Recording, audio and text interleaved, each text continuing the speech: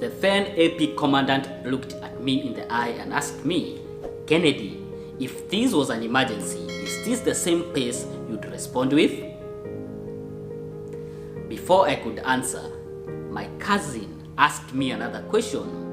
"Kennedy, what were your priorities this morning?" In this story, we are going to learn how to set our priorities straight and why it is very important through the story of me meeting an AP commandant in the presence of my cousin. Here's what happened before that. Hey, welcome back to my channel. I'm very pleased you've clicked in and thank you for your continued support. If you've not yet subscribed, now is the time to do so. Like, comment and share and click that notification bell on. You won't miss a single video each time that I upload. It was back in 2014 and I think it was around July, August there, and there was an advert in June 2014 about the Kenya National Police Service recruitment process that would take place between June, July and September there. And my cousin knew I had a lot of interest in the uniformed disciplined forces in Kenya. So this came after the passing and the burial of my grandmother, and as a consolation, my cousin told me, "Kennedy, there's someone I'd like you to meet, and after that meeting, you tell me if you're still interested in going for the recruitment process." And my cousin was very genuine. He even told me, "On that recruitment day, I'll not go to work. I'll take you and give you the moral support that you need if this will be the thing that you need to do." So after finishing that call, we agreed that we'll call each other later in the evening so that we can schedule our meeting.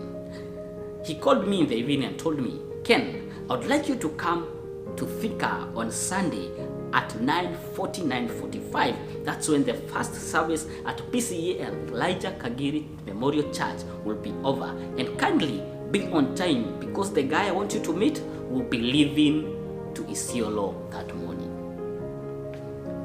The day came, the Sunday came, and me, being Ken, I thought, I still got time.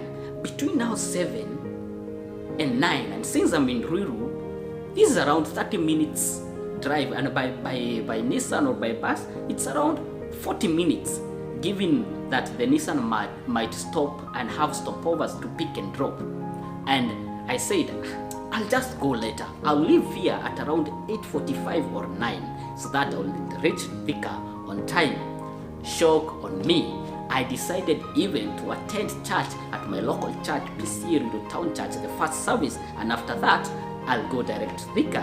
I did that. Woke up, took a shower, did my usual thing, went to PCA Rido Town Church, kept on looking at my watch, and at exactly 10 minutes to 9, I went out of the church, went to Ruiru town, went down. To those who know Ruiru, you can either take the mats to Thika at the stage, or you can go down to the footbridge and take from the highway and go directly to Thika.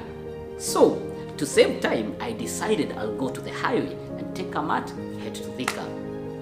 That's what I did. Went to the highway, borrowed a mat, and went to Thika. It became interesting. So, coincidentally, this matatu, people were alighting at every stop, and I started to text. Yes, because I'm a guy who likes being on time, and I knew today I had miscalculated. And when we reached near Thika, and I believe it was near, is it near Thika? The president, the then president, yes, it was in Kenyatta Road. When we were about to reach Kenyatta Road, I found that the road had been closed. Why? The president was going to Gatundu. Yes. So we delayed on the traffic for around 10 minutes. It wasn't much time, but it costed me big time. I went to Thika. It was already 9:10.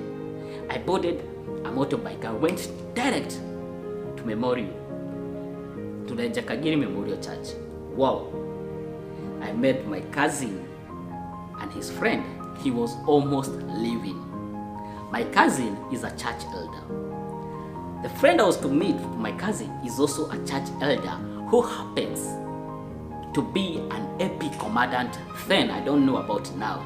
And when they saw me, my cousin just bowed down, and I could see the disappointment on his face as I approached them and greeted them. The first question the AP commandant asked me, "Are you Kennedy?" "Yes." "Kennedy, if this was an emergency, is this the same pace you'd respond with?"